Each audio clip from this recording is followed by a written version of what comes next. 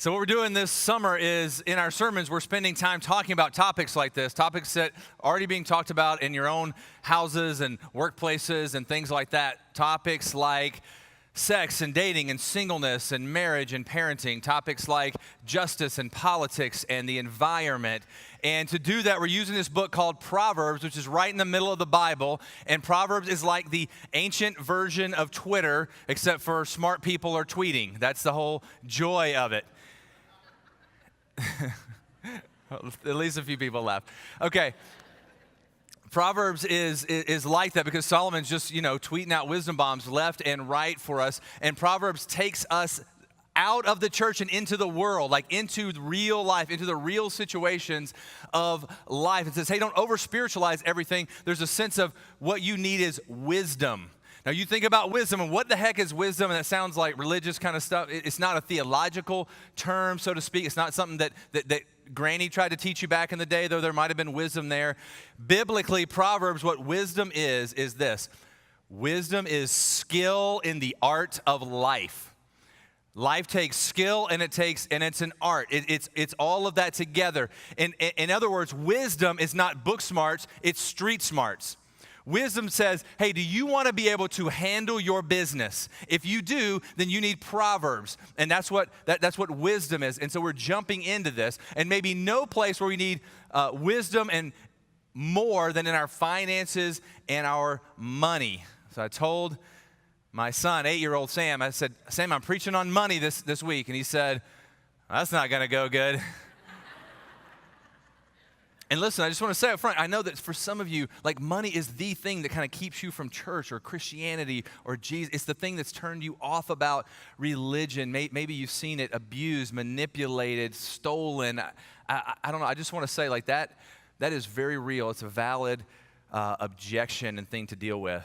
But also want to say that that's not Jesus. He came in total poverty to make us rich with God.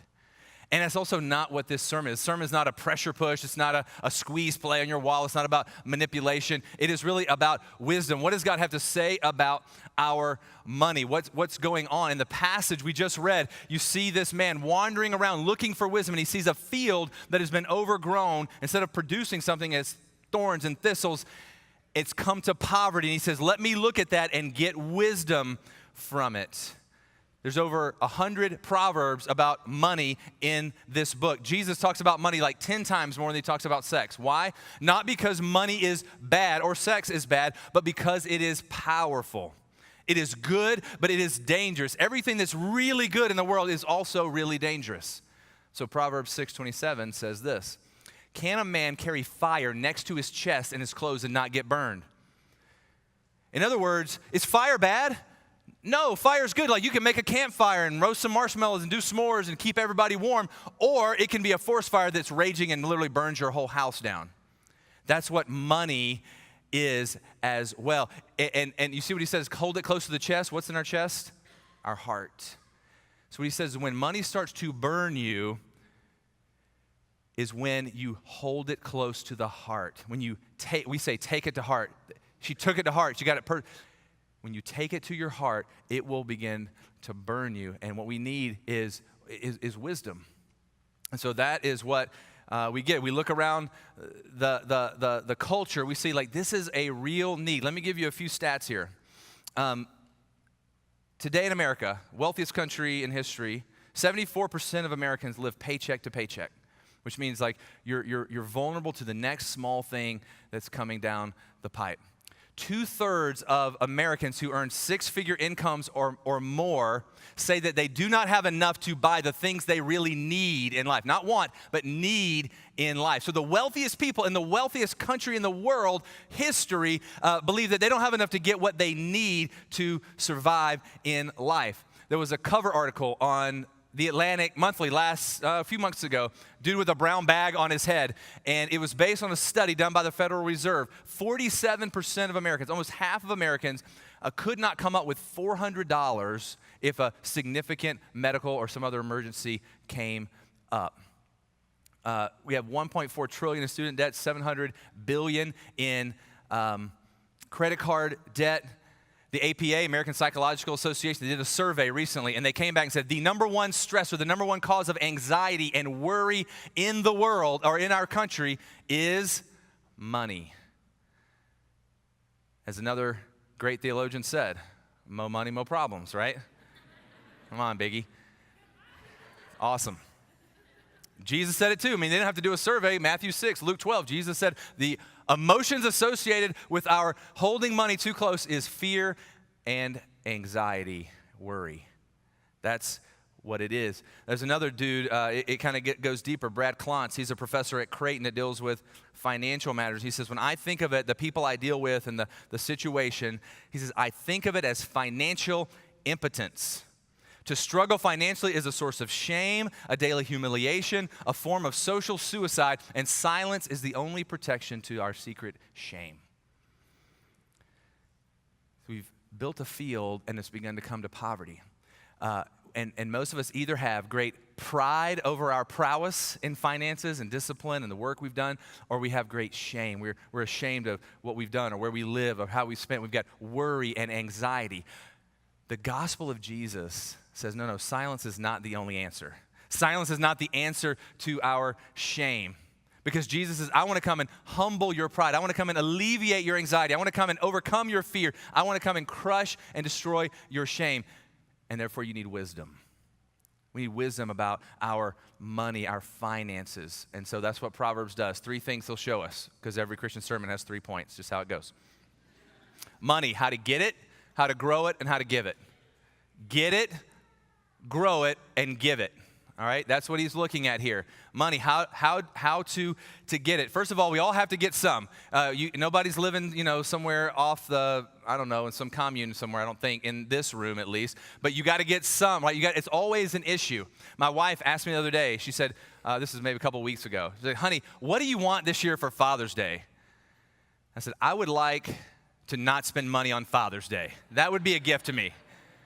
She was like, lame. And so I just want to take a nap on Father's Day. Lame. I was like, what do you want from me? I'm telling you what I want. See, my wife loves to share money. I love to save money. And so there's always a discussion going on because it's always, right? Money is always at the forefront of what we have to deal with in our culture. How do we get it? Number one, you recognize money is not bad. It is a good gift of God. Proverbs 10:22 says it like this. The blessing of the Lord makes rich, and he adds no sorrow with it. So if you've earned your money in honest means, then God says, that's a blessing for me. It's not come from you, it came from me. And you need to receive it not as something to worship, not as something to hold close to the heart, but something to release into the campfire to keep others warm. It is not something to be ashamed of. He says he adds no sorrow with it. He wants you to receive whatever he has given you as a gift, a blessing, to be thankful to him, to enjoy it, not to be ashamed of it. In other words, what he's saying, part of what he's saying is how he gives it is God creates a world of creativity and opportunity where it can be had. That's amazing. God, don't believe the lie of scarcity. We have a God of abundance. God created the world full of resources, creativity, and opportunity. We have screwed a lot of that up, but that's how God created it, and some of it is still there. There is still music and art to be created.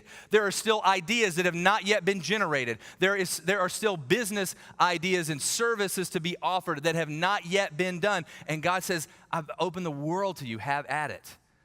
Go for it.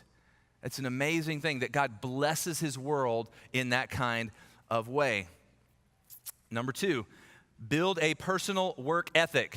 Probably the thing I learned most from my dad is hard work. My dad's 61 years old and still the hardest working man I think I know in all the world. And the one, at least that I know. I know there's others, but the least that I know. But build a personal work ethic. But some of us didn't have the kind of parents or teachers or mentors, right? And Solomon, the Proverbs says, if you didn't have the parent, teacher, mentor to teach you, then you can get an ant. Not an aunt, but an ant, like the insect. You might remember this passage, right? Proverbs 6. He says, go to the ant, O sluggard, lazy person.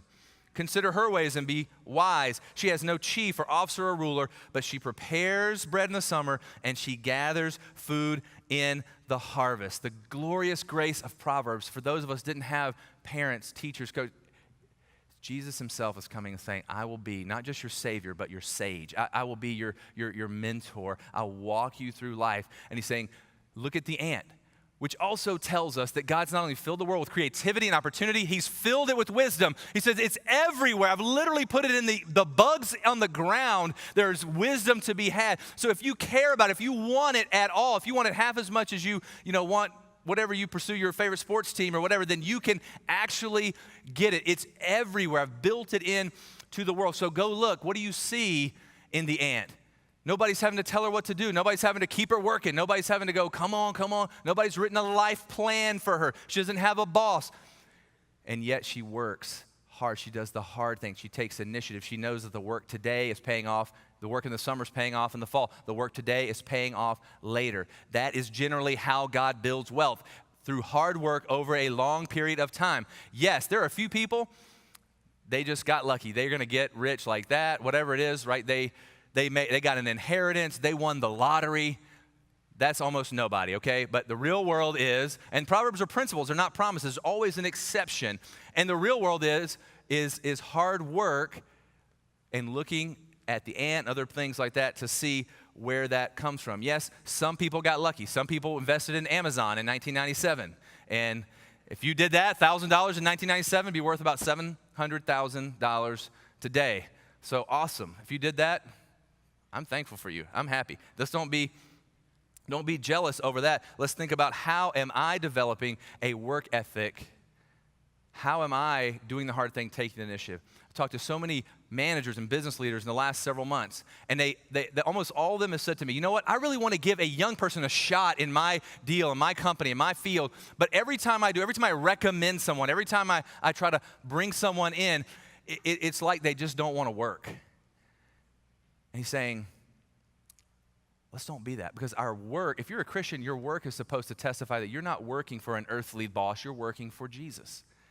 And it's supposed to do that. So Proverbs is pro hard work and anti-laziness. I think I mentioned this last week in Proverbs 19:24.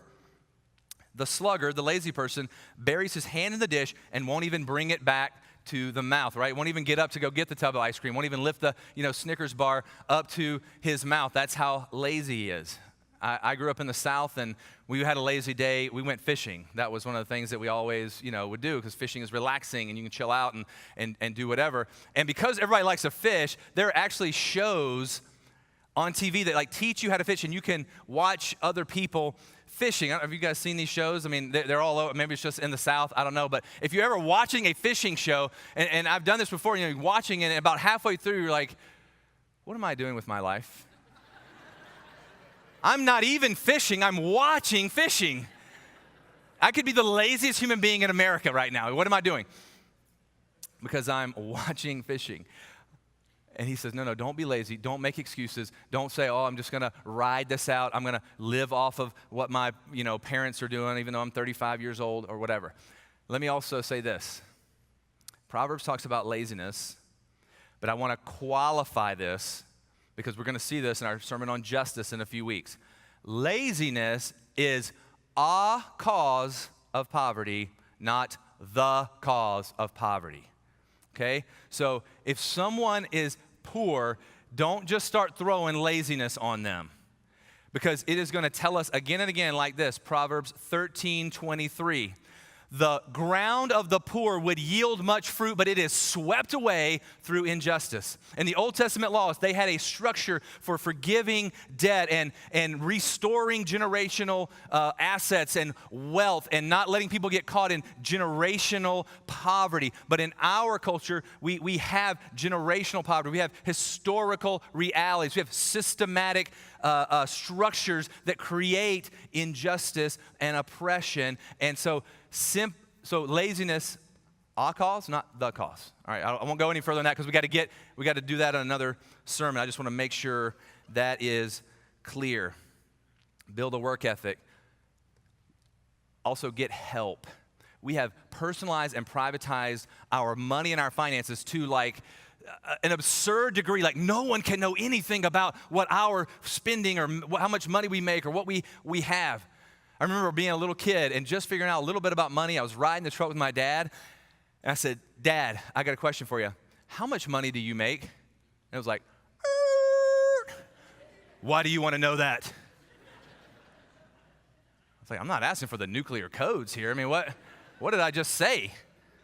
He's like, well, I'll tell you, but you don't tell another person what I said. I don't even know what he said now. I can't remember. I just remember that like intensity of how private it was. Listen, do you have some people in your life who know your financial deal? Are you living in secret shame or glorious pride or whatever it is? Do you have some people that know how much you make, how much you give, how much you spend, those kinds of things? Do you have people that really know that, or is that's just so private? Your salary is not a matter of national security. It is generally a matter of my personal insecurity. And either there's shame or there's pride, whatever it is. And Jesus says, man, I want to free you from that. I don't want you living in that kind of deal. So, get help. That's how you get money. How do you grow it? Growing money begins with not losing it. So, how do you grow it? Number one, don't spend money you don't have on stuff you don't need. Here's what it says in Proverbs 21:17. Those who love pleasure become poor. Those who love wine and luxury will never be rich. It's just saying you can't have anything nice. Like, look, I love wine. I like wine, all right? It's good. In fact, my birthday's in a few days. Any of you looking for some last-minute gift ideas? I like Cab. That's what it go for that. It's not saying that. What it's saying is don't go buy wine when you can't pay the light bill. So until you fund your needs, don't go for the wants. Don't buy luxury and beg necessity. That there's a sense where we love to do that, and we might have to give up some things. But what he's saying is we don't all have to have the latest and greatest. We don't have the best technology, the newest thing, and the best brand name. We don't have to always have all that. Sometimes you need to trade in, your sweet rims for some ramen and let it, do that. If you, again, you can have. It's not saying don't have anything nice. It's saying, when I can't pay the light bill, I've got to focus on that before I expand to, the luxuries of life, so to speak. So, don't spend money you don't have on stuff you don't need. Number two, beware of get-rich-quick schemes. If somebody tells you, I'll double your money in 6 months, you ain't never going to see that money again. Proverbs 13:11. Wealth from get-rich-quick schemes disappears. And you know what? Even when you get it, this is why lottery winners, 50% of them all bankrupt and broke, because it just happens and it disappears because they don't know how to handle it. But wealth from hard work grows over time, little by little. Beware of get-rich-quick schemes. Beware of promise. If it sounds too good to be true, it probably is. I'll never forget the story. I used to work for a bank, and I was a loan officer, and this young kid, he was 22 years old, just graduating from college. He'd been interviewing for jobs, and he got a job offer, this amazing job, and the job was in London. So he was going to get to travel and do all this kind of stuff, make a bunch of money. And they said, man, we're so happy to have you. We want to make sure you're set up well. You got some travel expenses covered to get over here. We're going to give you a signing bonus of $50,000. All right, first of all, he's 22 years old. He never done nothing in his life, so you should be suspicious already. See, street smarts, right, are better. But when you see those numbers come up, it's like, man, what? Okay, let's go for it. And it changes your heart toward the thing. And so he's like, all right, I'm all in. They mail him a check for the signing bonus and the travel stuff or whatever, and it's $100,000. And he's an honest kid, sweet kid, honest kid. He calls him up. Hey, you told me 50, but you sent me 100. What do you want me to do? They said, oh, clerical error. Clerical error, our bad. You know what? We trust you. You sound like a good egg. Go ahead and just deposit that 100,000 and then just wire us back the 50 remaining. So he deposited a $100,000 check, and before it cleared, he wired $50,000 to an untraceable account overseas. And I'll never forget the look on his face. I'll never forget the look on his parents' face. He ain't never getting that money back. It was horrible. See, Proverbs says, I want us to be wise. Beware of the get-rich-quick scheme, and know that if I'm taking it to heart, right? If I'm holding it close, that's when it's going to burn me. It's when it's a matter of my heart, when it's a matter of pride and shame, when it's a matter of life and death. That's when I'm going to make a foolish decision with money. Number 3, create a budget. Have a plan. Proverbs 21:5. The plans of the diligent lead surely to abundance, but everyone who is hasty comes only to poverty. That word hasty and poverty go together many times as well. Why? Because when we make hasty decisions, when you make emotional decisions with money, that's when you typically make a mistake. See, ain't nobody got that Amazon stock from 97 because in the tech bubble burst in 2000, 2001, out of fear, everybody sold it off. And so nobody, they lost all that return and profit. Almost everybody did. Because they made decisions out of fear. We're usually making them out of pride or fear, right? Pride, like, I'm always successful, I'm untouchable. But have a plan, create a budget. We get really practical here. I'll give you 3 places you can create a budget. Because some of you feeling like, man, this is overwhelming. I don't know anything about money. I don't want to try to figure this out. It's just it's stressful, right? It creates anxiety. 3 places you can go for free and create a budget for yourself. DaveRamsey.com's got a bunch of tools on there. Mint.com, that's what I use. YNAB, which stands for You Need a Budget.com. And you do, because like a lot of us, we're just throwing stuff out there and just hoping it's all going to work out in the end. Have a plan, create a budget.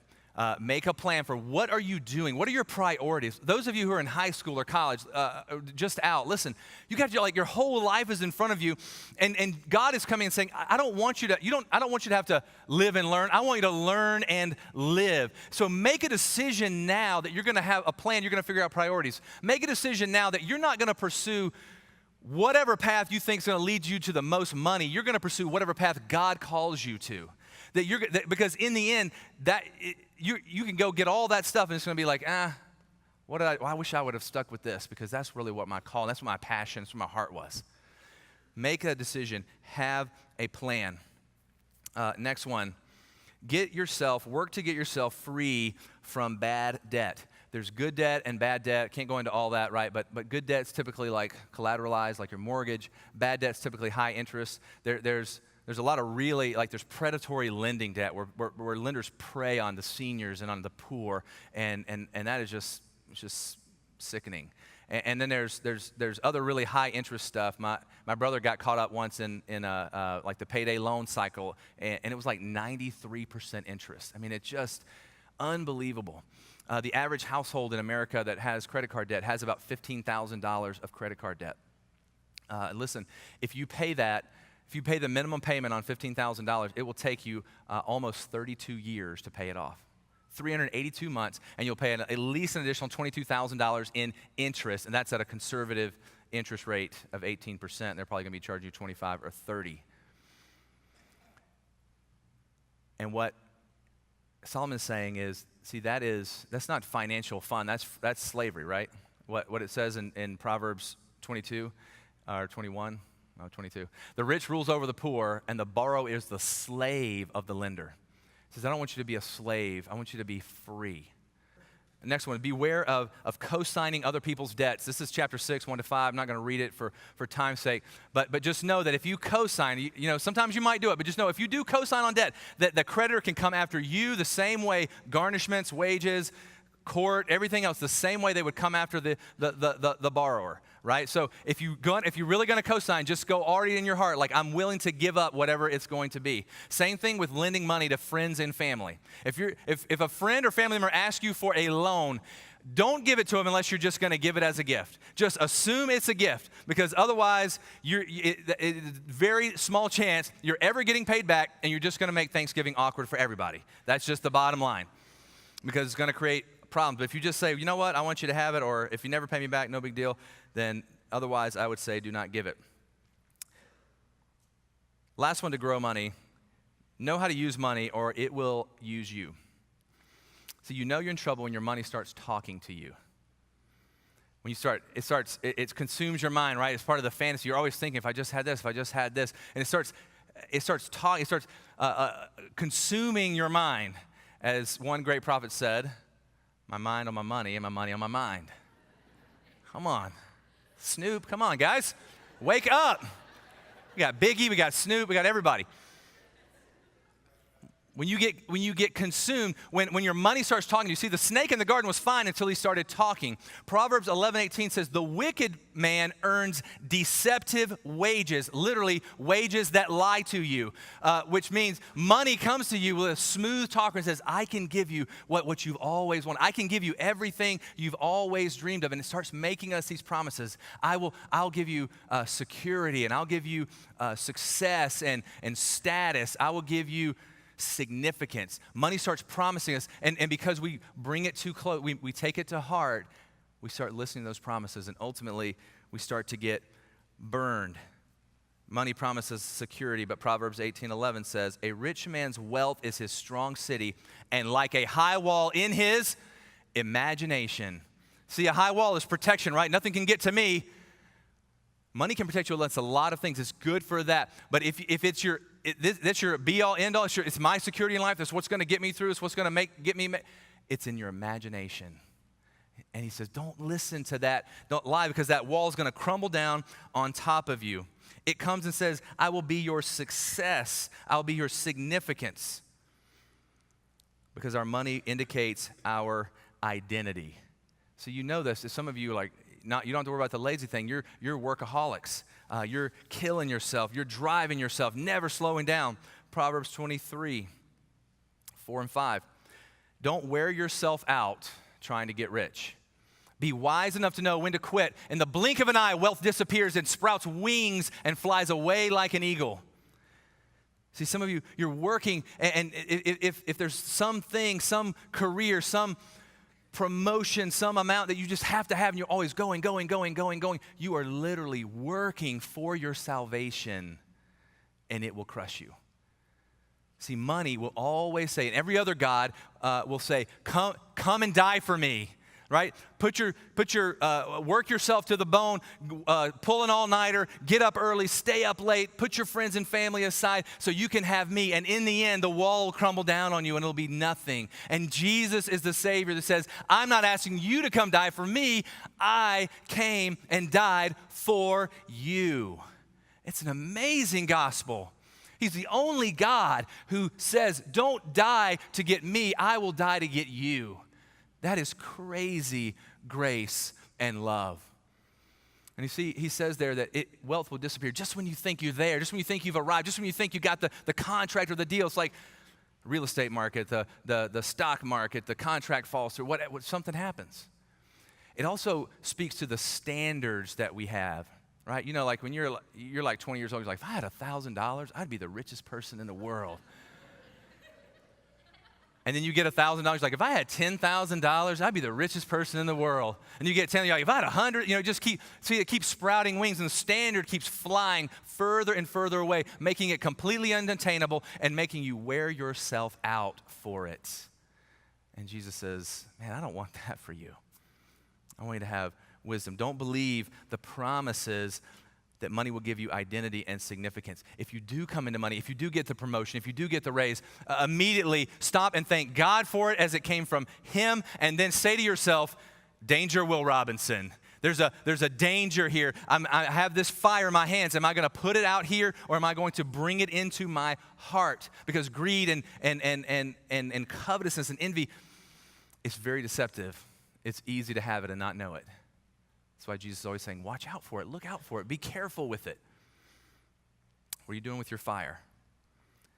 If you get it, use the gospel against, don't even start the process of thinking about how much you earned it and how great you were to get it and how much you deserved it. Just start by saying, no, God, this is from you. I'm just going to take this as a gift and go from there. It promises, money starts talking to us, right? It seduces us. It tells us it'll give us status. That's why Proverbs 13:7 says, I was always pretending about money. One pretends to be rich and has nothing. Another pretends to be poor and yet has great wealth. Looks are deceiving. I don't know if you've ever had this, you know these people, right? Like the rich person's always poor-mouthing. I remember I had one of my best friends in college. He had more money than all of us combined and could never afford to do anything. We always go like Waffle House. We're like, hey, man, you want to go to the Waffle House with us? I wish I could, man. I can't afford to go. Like, dude, you can't afford not to go to the Waffle House. I mean, you can get 3 waffles and 2 hamburgers, a refillable beverage for $2.99. And Throw the dysentery in for free, just an extra little side. Can't afford to go to Waffle House. People that just, they like to bear that image. And then you have the opposite. You have people who have nothing but pretend to be rich. That's why we call this sermon the $30,000 millionaire. That's a whole term now. You know what that is? Somebody who makes $30,000, lives like they make $1 million. There's an advertisement for a new reality show. Here's how it starts. Is your confidence high and your bank account low? Do you sometimes post pictures of your latest ATM withdrawal on Instagram? Does your purse cost more than you're worth? Did you drop a couple hundo on a new pair of sunglasses only to lose them during a drunken day at the lake? You just might be a $30,000 millionaire. See, in a lot of people's minds and lives, it's not what you make, it's what you fake. Because our image is easier to manage than our lives. Jesus said, man, you don't have to have pretense with me. I know it all and I love you. I've given my life for you. Money will say, come and die for me, but Jesus came and died for you. See, money comes like a smooth talker. Money comes to us like a $30,000 millionaire. It's got great pickup lines telling us we're special, we're unique, we're not like all the others. Money comes to you and says, I'm going to make your dreams come true. Money comes and says, it'll just be you and me. I'll take you home tonight, not just every night. And then you end up drunk and deserted and disappointed. That's where it will leave you because you've taken that fire and put it too close to your chest, too close to your heart. Money makes the promise of life, and therefore it becomes the source of shame or the source of pride. That's what it begins to do in our heart. And the way to fight that is that we not only learn how to get it, how to grow it, but to give it. Generosity destroys greed. See, what Proverbs says, you cannot tell the righteous from the wicked by who has money, only by what they do with it.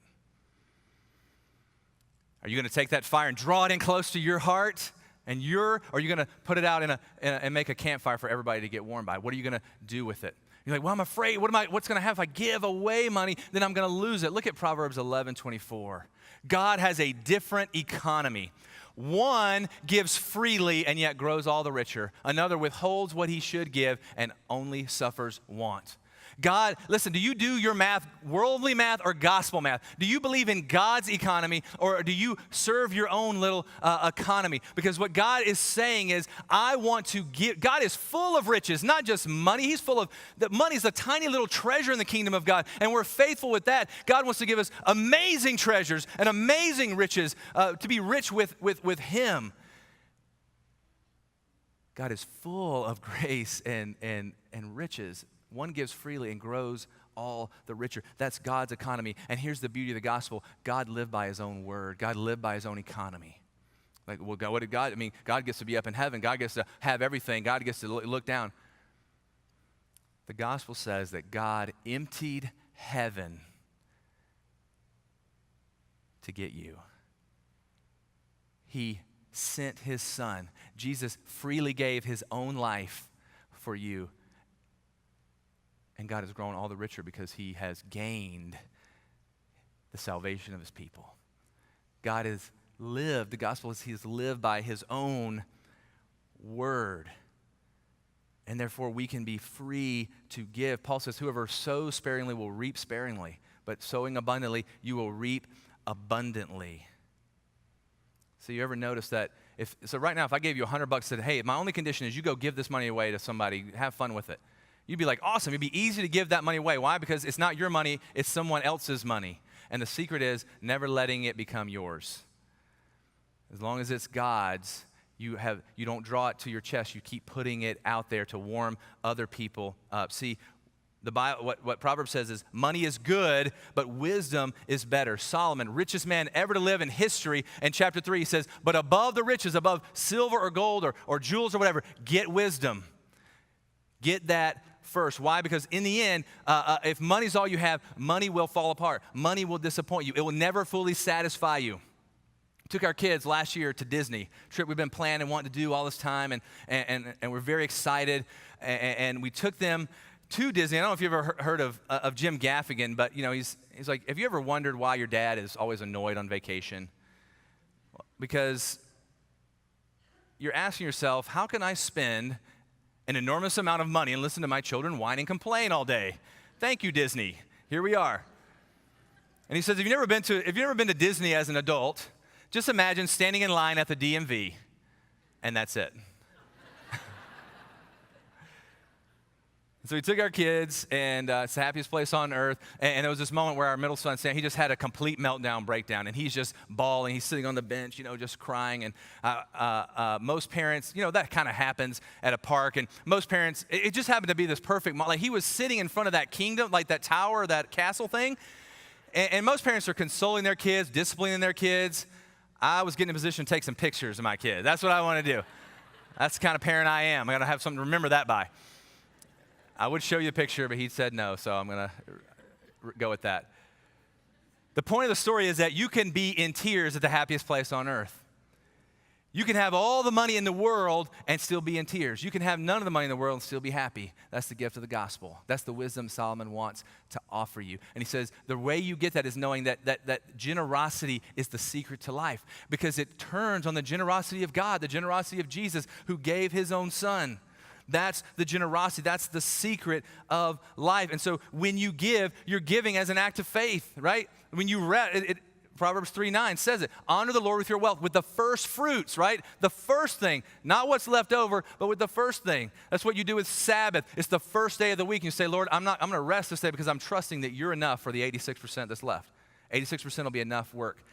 When you give, you're saying, Lord, I'm giving you the first 10%, trusting that the 90% is going to be sufficient. See, everything we do is supposed to be testifying to the fact that our God is sufficient, that he reigns. And see, the normal priority in our heart is spend, save, give. And it says, no. It's give, save, spend. Give, save, spend. That's what we want to do. And we say, maybe one day I'll do that when I'm in a better situation, when I get rich, whatever. Don't wait. Tony Robbins says, a man that won't give a dime out of a dollar is not going to give 100,000 out of a million, because it builds something in you. The discipline of giving leads then to the freedom of giving. Because who the righteous are, this word righteous is such a religious term, holier than thou.